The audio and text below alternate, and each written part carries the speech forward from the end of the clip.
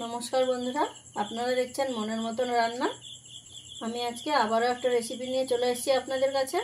আজকে আমাদের রেসিপি ডালের বড়ার কারি।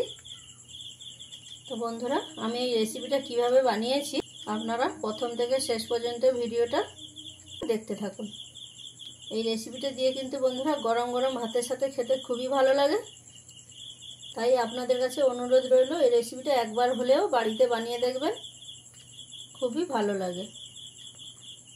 মুসুর ডালের বড়া করার জন্য আমি এখানে 200 গ্রাম মুসুর ডাল নিয়ে নিয়েছি আর ডালটাকে আমি 1 ঘন্টা মতন ভিজিয়ে রেখেছিলাম।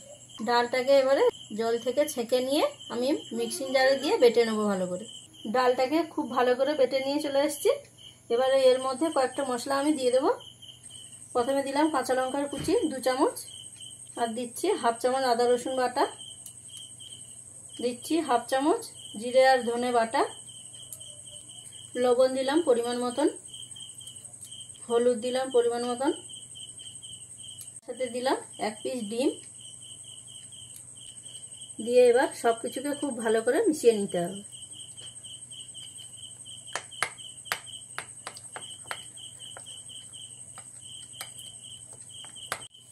এই মিশ্রণটাতে যেহেতু একটা ডিম দেয়া আছে তাই মিশ্রণটাকে খুব ভালো করে একটু ফেটিয়ে নিতে হবে। আমার ভালো করে মেশানো হয়ে গেছে। এবারে আমি ডালগুলোকে বড়া আকারে ভেজে নেব।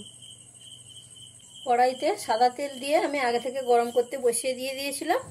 দেখুন তেলটা ভালোভাবে গরম হয়ে গেছে। এবারে তেলের মধ্যে ডালের মিশ্রণটা আমি দিয়ে দেব।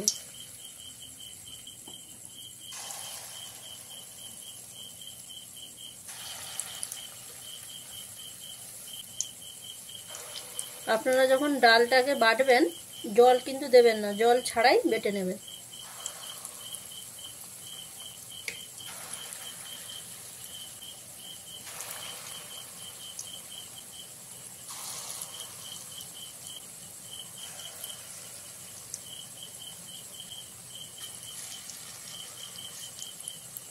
মিশ্রণটা কড়াইতে তেলের মধ্যে দিয়ে দিয়েছি।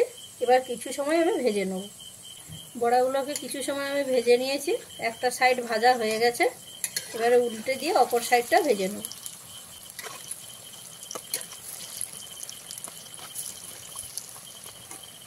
অপর সাইডটাও খুব ভালো করে ভাজা হয়ে গেছে। দেখুন বন্ধুরা বড়াগুলো কতটা ফুলেছে। বড়াটা আমার ভাজা হয়ে গেছে। আমি এবারে নামিয়ে নিচ্ছি।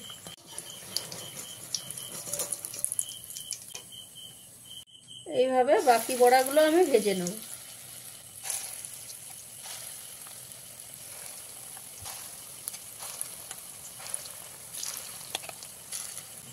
গ্যাসের ফ্লেমটাকে মিডিয়ামে রেখে বড়াগুলো ভেজে নিয়েছি। বড়াগুলো ভাজা হয়ে গেছে। তো বন্ধুরা আপনারা এই বড়াগুলো ভাজার সময় অতি অবশ্যই কিন্তু গ্যাসের ফ্লেমটাকে মিডিয়ামে রাখবেন, না হলে হাইতে দিলে বাইরটা পুড়ে যাবে কিন্তু ভেতরটা কাঁচা থাকবে। তাই অতি অবশ্যই মিডিয়ামে দিয়ে বড়াগুলোকে ভেজে নেবেন। তো আমি এবারে নামিয়ে নিচ্ছি। এবার ওই একই তেলে আমি আলুগুলো ভেজে নেব। আমি এখানে 3টে মিডিয়াম সাইজের আলু নিয়ে কেটে নিয়েছি। আলুর মধ্যে দিয়ে দেবো কিছুটা পরিমাণে হলুদ গুঁড়ো, কিছুটা পরিমাণে লবণ দিয়ে আলুটাকে খুব ভালো করে লাল লাল করে ভেজে নেব। এই সময় আপনারা গ্যাসের ফ্লেমটাকে মিডিয়ামে দেবেন, দিয়ে ভেজে নেবেন। আলুগুলো ভালো করে লাল লাল করে ভেজে নিয়েছি। এবারে আলুগুলো নামিয়ে নিচ্ছি। বড়ার কারিটা বানাবো তার জন্য ওই তেলের মধ্যে দিয়ে দিচ্ছি 2টো শুকনো লঙ্কা ফোড়নে, দিলাম একটা তেজপাতা এইভাবে ভেঙে নিয়ে, আর দিলাম হাফ চামচ গোটা জিরে। ফোড়নটাকে একটু ভাজা ভাজা করে নিতে হবে। ফোড়নটা ভাজা ভাজা হলে এর মধ্যে দিয়ে দেবো পেঁয়াজ বাটা। আমি এখানে 2টো মিডিয়াম সাইজের পেঁয়াজ নিয়ে বেটে নিয়েছি। পেঁয়াজটা দিয়ে পেঁয়াজটাকে খুব ভালো করে ভাজা ভাজা করে নিতে হবে।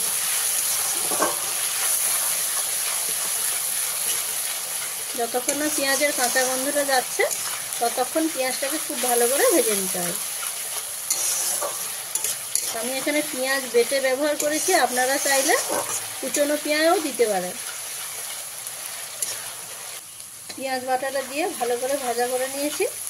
দেখুন পেঁয়াজের কালারটাও চেঞ্জ হয়ে গেছে। এর মধ্যে দিয়ে দেবো আদা রসুন বাটা। এখানে 1.5 চামচ আদা রসুন বাটা রয়েছে।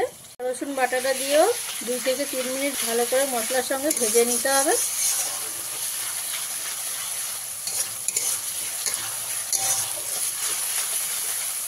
আদা রসুন বাটাটা দিয়ে 2 থেকে 3 মিনিট ভালো করে ভেজে নিয়েছি। আদা রসুনের কাঁচা গন্ধটা চলে গেছে। এবারে এর মধ্যে দিয়ে দেবো জিরে ধনে বাটা। এখানে 1 চামচ গোটা জিরে এবং 1 চামচ গোটা ধনে নিয়ে বেটে নিয়েছি। তার সাথে দিচ্ছি ঝালের জন্য 3টে কাঁচা লঙ্কা আর 1/2 চামচ গোলমরিচ, গোটা গোলমরিচ নিয়ে বেটে নিয়েছি।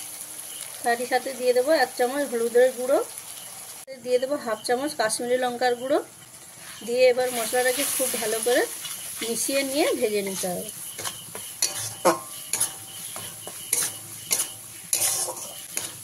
গ্যাসের ফ্লেমটা এই সময় মিডিয়ামে দেবেন, দিয়ে ভালো করে ভেজে নেবেন। মশলাটাকে খুব ভালো করে ভেজে নিয়েছি। এবারে এর মধ্যে আমি দিয়ে দেবো একটা বড় সাইজের টমেটো পেস্ট করে নিয়েছি, দিয়ে দিলাম। তারই সাথে দিলাম পরিমাণ মতন লবণ আর দিচ্ছি চিনি, টমেটোর টক ভাবটাকে ব্যালেন্স করার জন্য। দিয়ে মশলাটাকে আবারও খুব ভালো করে ভেজে নিতে হবে। যতক্ষণ না টমেটোর কাঁচা গন্ধটা যাচ্ছে ততক্ষণ ভালো করে কষিয়ে নিতে হবে। এই সময় গ্যাসের ফ্লেমটা অতি অবশ্যই মিডিয়ামে দেবেন, দিয়ে ভালো করে কষিয়ে নেবেন। টমেটোর কাঁচা গন্ধটা যদি থেকে যায় তাহলে গ্রেভির মধ্যে কিন্তু খুব ভালো টেস্ট আসবে না, তাই টমেটোটাকে খুব ভালো করে কষিয়ে নিতে হবে। টমেটোর বাটাটা দিয়ে খুব ভালো করে মশলাটাকে কষিয়ে নিয়েছি। টমেটোর কাঁচা গন্ধ চলে গেছে আর দেখুন মশলা থেকে পুরো তেলটা ছেড়ে দিয়েছে। এবারে এর মধ্যে আমি দিয়ে দেবো ভেজে রাখা আলুগুলো, দিয়ে মশলার সঙ্গে ভালো করে মিশিয়ে নেব।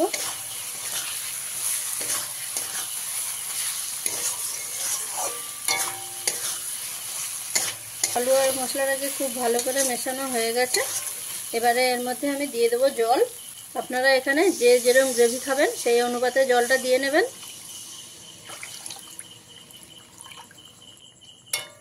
জলটা দিয়ে ভালো করে মিশিয়ে দিতে হবে। আর মেশানো হয়ে গেলে গ্রেভিটাকে এবারে কিছু সময় ফুটিয়ে নিতে হবে। গ্রেভিটাকে কিছু সময় ফুটিয়ে নিয়েছি। এবারে এর মধ্যে আমি দিয়ে দেবো ভেজে রাখা সেই ডালের বড়াগুলো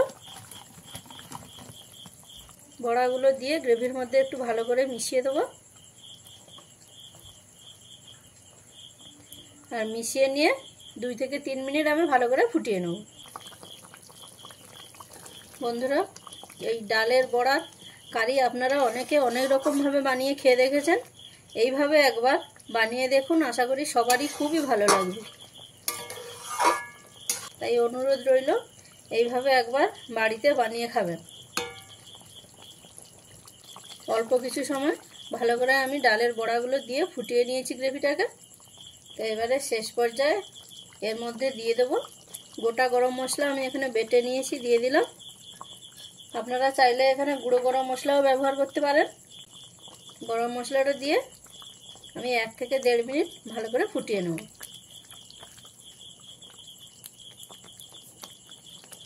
1 থেকে 1.5 মিনিট ফুটিয়ে নিলে কিন্তু আপনাদের রান্না কমপ্লিট। তো বন্ধুরা, আমি যেভাবে খুবই সাধারণভাবে একদম ঘরোয়া পদ্ধতিতে রেসিপিটা করে দেখালাম আপনাদের অবশ্যই ভালো লাগবে। আর ভালো লাগলে চ্যানেলটিকে লাইক, শেয়ার এবং সাবস্ক্রাইব করবেন। আর রেসিপিটা কেমন লাগলো অবশ্যই আমাকে কমেন্টের মাধ্যমে জানাবেন। গরম মশলার বাটাটা দিয়ে আমি 1 থেকে 1.5 মিনিট ভালো করে ফুটিয়ে নিয়েছি। তো আমার রান্নাটা কমপ্লিট হয়ে গেছে। তো বন্ধুরা, এখানে যেহেতু ডালের বড়া তাই গ্রেভি কিন্তু টেনে নেবে, তাই এরকম একটু ঝোলঝোল থাকতে থাকতে আপনারা কিন্তু নামাবেন, নাহলে গ্রেভিটা একদম কিন্তু শুকিয়ে যাবে। তাহলে বন্ধুরা, দেখা হচ্ছে পরের ভিডিওতে নতুন একটা রেসিপি নিয়ে। রান্নাটা কমপ্লিট, আমি নামিয়ে নিচ্ছি।